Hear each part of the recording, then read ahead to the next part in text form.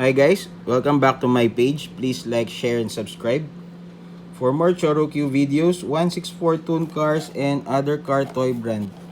So anyway guys, I bought this in an online shop, and it's kind of cheap. It's not totally expensive guys, but it's a construction toy car or toy equipment guys. And it says here guys, it's a 164 Red Hot Super, and the company's metal. It says metal.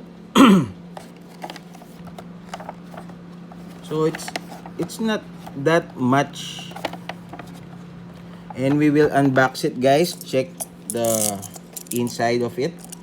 It looks like a Brooder company guys, the one that makes metal toys. But this one guys, it's kind of bit light, so I think it's not all metal guys. So as you can see, the only metal part of this is the canopy guys, this one. Okay,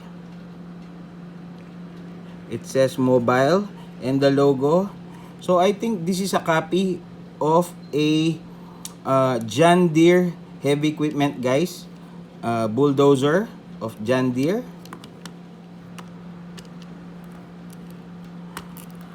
So it has a track link guys, and it's a rubber. That's very good for me. Then this one guys, it's a metal.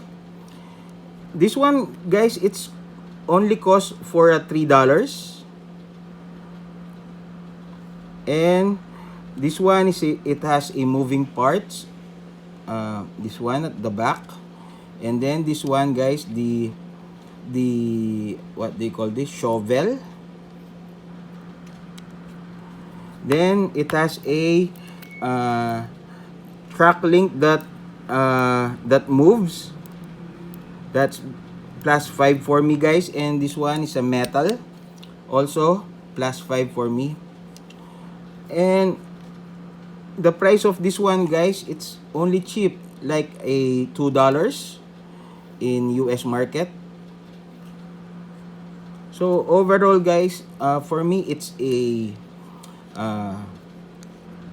8 out of 10.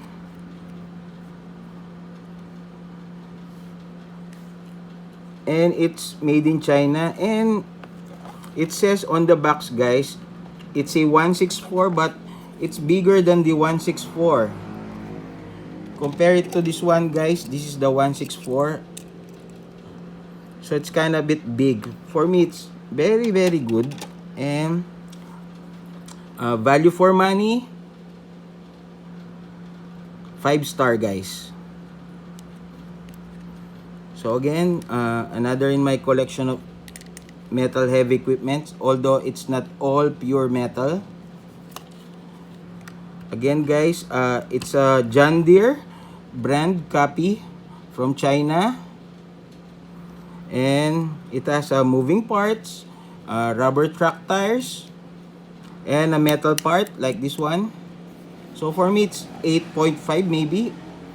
It's not 8, 8.5 out of 10. And it's in good detail guys. That's it. Hope you like my video. Thank you very much. Please like, share, and subscribe. Bye.